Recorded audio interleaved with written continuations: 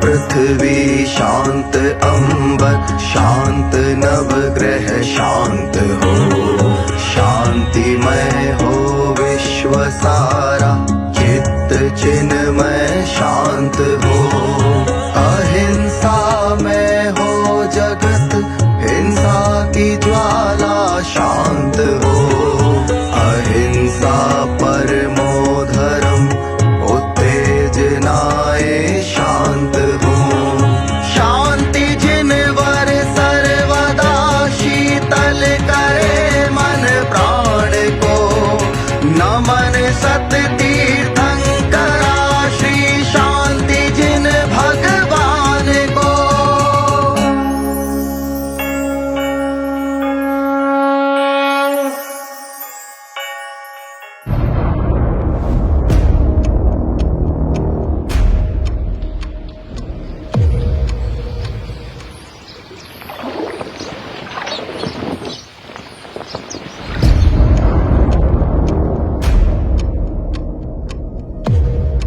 विभीषण जी भ्राताश्री। हमारे साम्राज्य के ये प्रबुद्ध जन इतने प्रसन्नचित्त और शांत मुद्रा में कहाँ जा रहे हैं?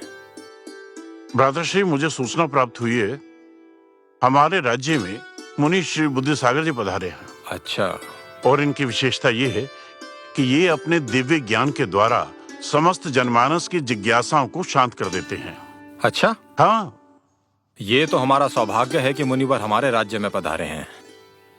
मेरे मन में भी कुछ जिज्ञासा है विभीषण। हम भी मुनिवर के दर्शन के लिए चलते हैं।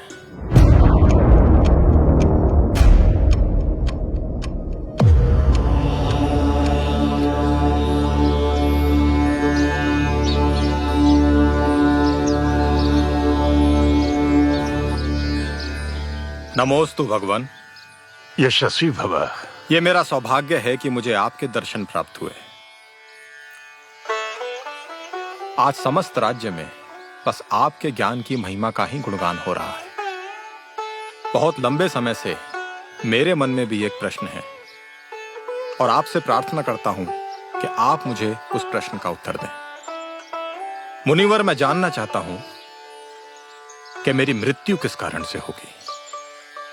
हे भवे, सम्राट महाबल सेनानी भी उस मृत्यु के क्षण को नहीं टाल सकते। और रही बात तुम्हारी मृत्यु की,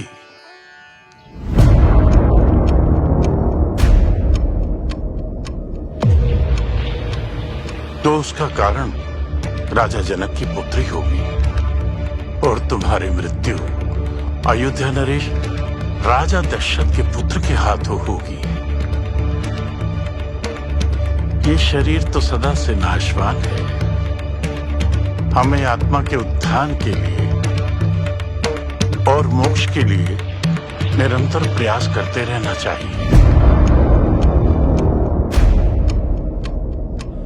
विभीषण, मैं लंकाधिपति दशानन रावण हूं, तीनों खंडों के स्वामी जिसके अधीन हूं, जिसने शक्तिशाली राजा इंद्र को युद्ध में परास्त किया हो। इस लंका नगरी में स्वर्ग के देव तक आने से घबराते हैं और ऐसे में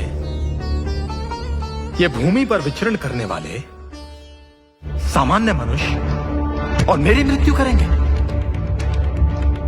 ये मेरे शरीर का एक रोम नहीं निकाल सकते, तो फिर ये मेरी मृत्यु का कारण कैसे बन सकते हैं?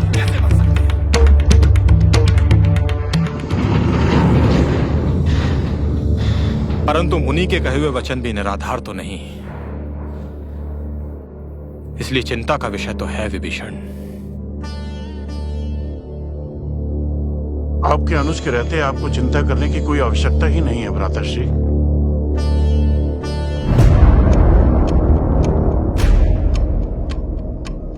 विभीषण के रहते हुए रावण को और ये भूमानव